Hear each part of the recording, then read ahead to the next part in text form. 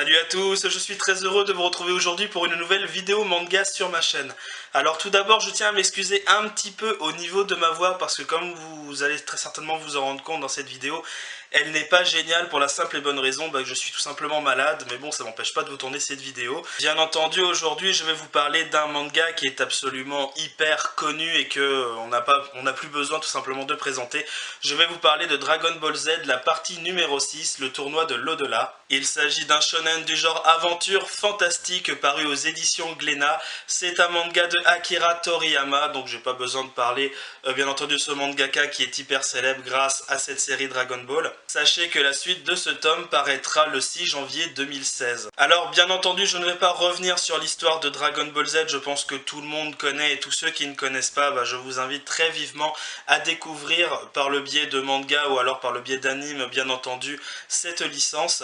Donc dans ce manga nous allons découvrir la 6e partie, donc ce que je précise bien entendu c'est que étant donné qu'il s'agit d'un anime comics, on est sur la suite d'une série, je crois que c'est le 25e tome en question, et qu'au Japon on en est à 30 tomes, série en cours pour la simple et bonne raison que c'est une sorte de réédition couleur. Et dans cette 6e partie, donc on va arriver au moment où Cell a été vaincu par Son Gohan avec l'aide bien entendu de son père, je ne vais pas revenir là-dessus, je pense que tout le monde connaît. Et donc après ce fameux combat contre Cell, on va retrouver Sangoku qui est donc dans l'autre-là avec Maître Kaio.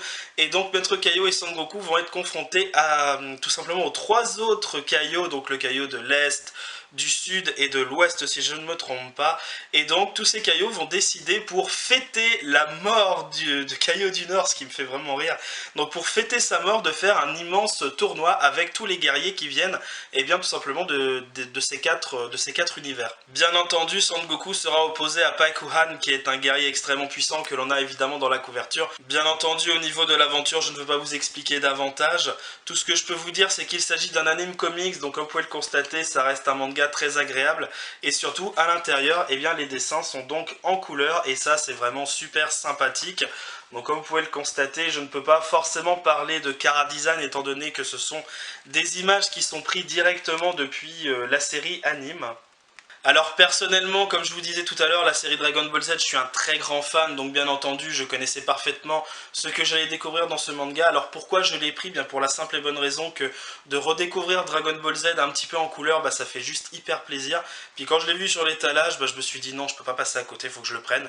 Même si je l'ai déjà en manga papier normal, tant pis, je l'ai un petit peu en double, c'est pas très grave. Pour tous ceux qui sont collectionneurs de DBZ, ça va être une lecture et un achat qui va être pratiquement obligatoire. Pour tous ceux qui ne connaissent pas la série Dragon Ball Z, alors je ne vous conseillerais pas de commencer grâce à ce manga-ci pour la simple et bonne raison qu'on est en plein milieu de l'aventure de Dragon Ball Z. On est entre le combat, enfin la fin du combat contre Cell et la saga Buu qui arrive juste après évidemment les événements que vous avez dans ce manga-ci. Cependant, à l'intérieur du manga, vous avez tout de même une double page qui vous explique et qui vous rappelle qui sont les personnages que vous allez découvrir à l'intérieur de votre lecture. Donc évidemment, moi je précise que Dragon Ball Z, c'est vraiment le manga que je regardais quand j'étais tout petit et qui m'a donné en grande partie la passion que j'ai aujourd'hui. Donc c'est vraiment une lecture qui pour moi a été exceptionnelle comme toujours. Dragon Ball Z, voilà, pour moi c'est la base. Et je ne ferai aucun commentaire sur certaines séries que l'on a aujourd'hui qui sont considérées comme les meilleures limite de tous les temps. Je ne vais pas aller dans ce débat, mais bon voilà, Dragon Ball Z c'est le top du top, vous pouvez l'acheter les yeux fermés pour évidemment tous ceux qui sont fans de la série. C'est ainsi que va s'achever cette vidéo, j'espère qu'elle vous aura plu, je suis vraiment désolé pour ma voix, c'est vraiment une horreur. Pour tourner cette vidéo ça a été également catastrophique avec le mal de crâne que j'ai, vous pouvez pas imaginer.